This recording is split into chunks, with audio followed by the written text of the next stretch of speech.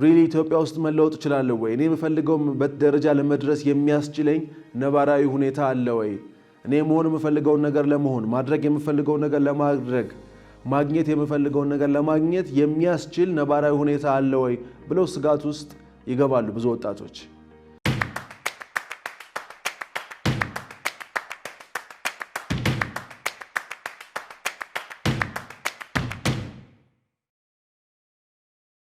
ሰላም ጤና ይስጥልኝ ክቡራትና ክቡራን፣ ይህ አዲስ ሐሳብ የተሰኘው የነፃ ኮቺንግ ፕሮግራማችን ነው። በዚህ ፕሮግራማችን ላይ የተለያዩ ጥያቄዎችን እየተቀበልን ምላሽ እንሰጣለን። ቻናላችንን ሰብስክራይብ በማድረግ ተከተሉን።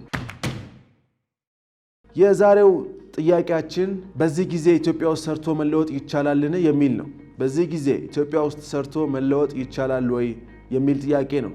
ጥያቄውን የላከችልን ሶፊያ ትባላለች።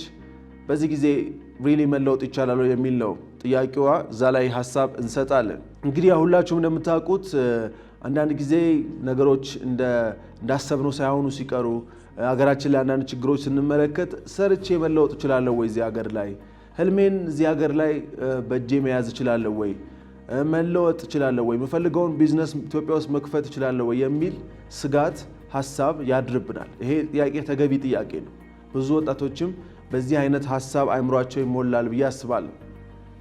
ሪሊ ኢትዮጵያ ውስጥ መለወጥ እችላለሁ ወይ? እኔ የምፈልገው ደረጃ ለመድረስ የሚያስችለኝ ነባራዊ ሁኔታ አለ ወይ? እኔ መሆን የምፈልገውን ነገር ለመሆን ማድረግ የምፈልገውን ነገር ለማድረግ ማግኘት የምፈልገውን ነገር ለማግኘት የሚያስችል ነባራዊ ሁኔታ አለ ወይ ብለው ስጋት ውስጥ ይገባሉ ብዙ ወጣቶች። ስለሆነም ይህን ጥያቄ ብዙ ወጣቶች ጥያቄ ሊሆን ይችላል የሚል ግምት አለኝ። ሐሳብ እዚህ ጉዳይ ላይ እንሰጥበታለን፣ ምላሽ እንሰጥበታለን። አብራችሁን ቆዩ። እንግዲህ እስቲ ተሞክሮኒ በዓለም ላይ ስኬታማ የሆኑ ብዙ ሰዎች አሉ። ትልቅ ውጤት ያመጡ ትልቅ ቦታ የደረሱ ሰዎች አሉ፣ በሀገራችንም አሉ።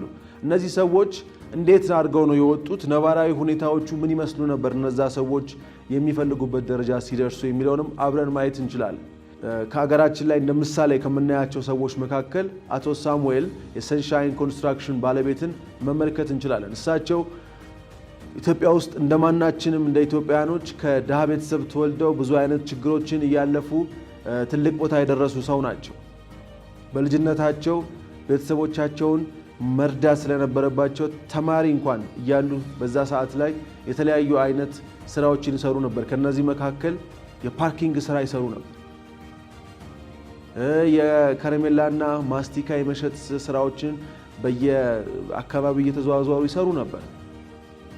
ምንም እንኳን ነባራዊ ሁኔታው የማይመች ቢሆንም ምንም እንኳን ነባራዊ ሁኔታው መልካም ባይሆንም ከዛ ውስጥ ግን እየወጡ ትምህርታቸውንም እየቀጠሉ ከዛ ደግሞ ወደ የኮንስትራክሽን ስራ የእጅ ሙያ ስራ ውስጥ ገቡ። ጣሪያዎችን መጠገን ዩኒቨርሲቲ 3ኛ ዓመት ተማሪ እስከሆኑ ድረስ በኢንጂነሪንግ ተምረዋል። ከዛ በኋላ አቋርጠው ወጡ። ለምን? ቤተሰቦቻቸውን መርዳት ስላለባቸው፣ ቤተሰቦቻቸውን በገንዘብ በስራ ማገዝ ስላለባቸው ትምህርታቸውንም አቋርጠው ወጥተዋል። እኚህ ኢትዮጵያዊ ባለሀብት እንደማናችንም ያልተመቻቸ ሁኔታ ውስጥ ነው ተወልደው ያደጉት።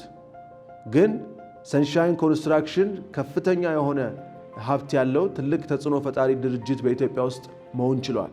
የተለያዩ አይነት ኢንቨስትመንቶች ያላቸው የተለያዩ አይነት ሀብት ንብረት አካብተዋል። በልጅነታቸው በአቋቋሙት የኮንስትራክሽን ስራ ውስጥ ከፍተኛ የሆነ ስራዎችን በመስራት ከመንግስት ጋር ፕሮጀክቶችን በመስራት በግላቸው የሪል ስቴት ቤቶችን ገንብቶ መሸጥ ማደግ መቀየር ችለዋል። ይሄንን ማንም ሰው ልክ እንደሳቸው አይነት አካባቢ ሁኔታ ውስጥ የነበረ ሰው ሊያደርገው የሚችለው ነገር ነው። የተለየ አይነት ሁኔታዎች ውስጥ አልነበሩም ስኬታማ ሰዎች። እኛው በነበርንበት ችግር ውስጥ እኛው በነበርንበት ሁኔታዎች ውስጥ ያሉ ሰዎች ነበሩ። እና ኃይሌ ገብረስላሴን ማየት እንችላለን። ኃይሌ ገብረስላሴም በድህነት ውስጥ በአልተመቻቸ ሁኔታ ውስጥ ነው ተወልዶ ያደገው። ግን ያ ነገር መጨረሻው አልሆነም። ከዛ ነገር ውስጥ ወጥቶ ትልቅ ቦታ መድረስ የቻለ ጀግና ኢትዮጵያዊ ነው። መብራትና ውሃ እንኳን በአግባቡ በሌለበት አካባቢ ነው ኃይሌ ገብረስላሴ ተወልዶ ያደገው። ትምህርት እንኳን ለመማር ብዙ ቦታ ሄዶ በእግሩ ተጉዞ ነበር የሚማረው። ይህን አይነት ያልተመቻቹ ሁኔታዎችም እንኳን እያሉ ከዛ ውስጥ አልፎ ወጥቶ ትልቅ ቦታ መድረስ የቻለ የምንጊዜም የኢትዮጵያ የዓለም የረጅም ርቀት ጀግና ተብሎ የተሸለመ ብዙ ስሙ በዓለም ደረጃ በጣም የናኘ ትልቅ ሰው ነው በኢትዮጵያ ውስጥም በኢንቨስትመንት በቢዝነስ ውስጥ ገብቶ ትልቅ ስራ እየሰራ ያለ ስኬታማ ሰው ነው። ስለዚህ የተለየ አይነት አካባቢ ውስጥ አይደለም የወጣው። የተለየ አይነት ብዙዎቻችን ብዙ ወጣቶች ብዙ ሰዎች ካደጉበት አካባቢ የተለየ ሌሎች ያልገጠማቸው የተለየ ችግር ሳይገጥመው አልፎ አይደለም። ሁሉንም ሰው የገጠመው ችግር እነዚህን ስኬታማ ሰዎች ገጥሟቸዋል፣ ግን መውጣት ችለዋል። እነ ቤተልሔም ጥላሁንን አይተናል። እነ ቤተልሔም ጥላሁን ሶሉረብልስ እና የጋርደን ኦፍ ኮፊ ባለቤት እንደማናችንም እዚሁ ተወልዳ ያደገች ነች። በብዙ አይነት ሁኔታዎች ውስጥ ፖለቲካል፣ ሶሻል፣ ኢኮኖሚካል ኢንቫይሮንመንት ውስጥ ነው የወጣችው። ከዛ ውስጥ ግን ወጣ ግን ትልቅ ቦታ መድረስ ችላለች። አሁን በቅርብ እንኳን ብናይ የራይድ የትራንስፖርት መኪና መስራች ሳምራዊትን ማየት እንችላለን። እንደማናችንም በዩኒቨርሲቲ ገብታ ተመርቃ ያወጣች ነች። ግን ይሄ ሁሉ ውጫዊ እኛን እንደ ቻሌንጅ የምናያቸው አካባቢያዊ ሁኔታዎች ሳይበግሯት ትልቅ ቢዝነስ ማቆም ችላለች። ትልቅ የሆነ ትርፋማ የሆነ ለብዙ ሺህ ሰዎች የሥራ ዕድል መፍጠር የቻለ ቢዝነስ ማቋቋም ችላለች። ስለዚህ ኢትዮጵያ ውስጥ ስለሆንን አይደለም ስኬታማ ማንሆነው። የሆነ አካባቢ ስለሆንን ስኬታማ እንሆናለን ማለት አይደለም። በየትኛውም አካባቢ ላይ ብንሆን ሰርተን መለወጥ እንችላለን። እስቲ በዚህ ጉዳይ ላይ ሳይንሱ ምን ይላል የሚለውን እንመልከት። ብዙ ችግሮች ባሉበት ቦታ ብዙ እድሎች አሉ ይለናል ሳይንስ። ብዙ ችግሮች ባሉበት ቦታ፣ ብዙ ባልተመቻቹ ነገሮች ባሉበት ቦታ ብዙ እድሎች አሉ። ኢትዮጵያ ውስጥ ብዙ ችግሮች አሉ። አዎ። ስለዚህ ይሄ ደግሞ መለወጥ ለሚፈልግ ሰው፣ ቢዝነስ መስራት ለሚፈልግ ሰው፣ ህይወቱን ማሻሻል ለሚፈልግ ሰው ትልቅ እድልም አለ ማለት ነው።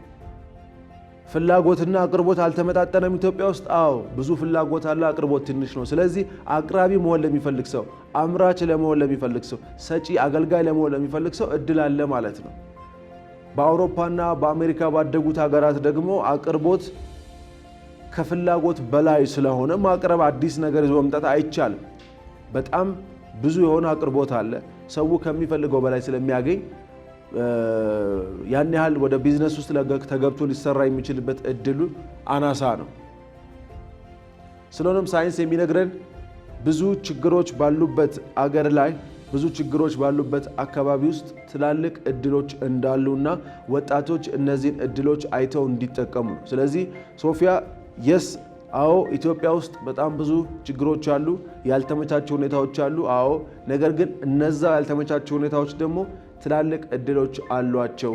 እነዛን ትላልቅ እድሎች ይዘው የመለወጥ የቻሉ እነዛን ትላልቅ እድሎች ተጠቅመው መቀየር የቻሉ ደግሞ ብዙ ባለሀብቶች፣ ስኬታማ ሰዎች እዚሁ ኢትዮጵያ ውስጥ አሉ። መደረግ ያለባቸው መፍትሄዎች ምንድናቸው የሚለውን እንይ።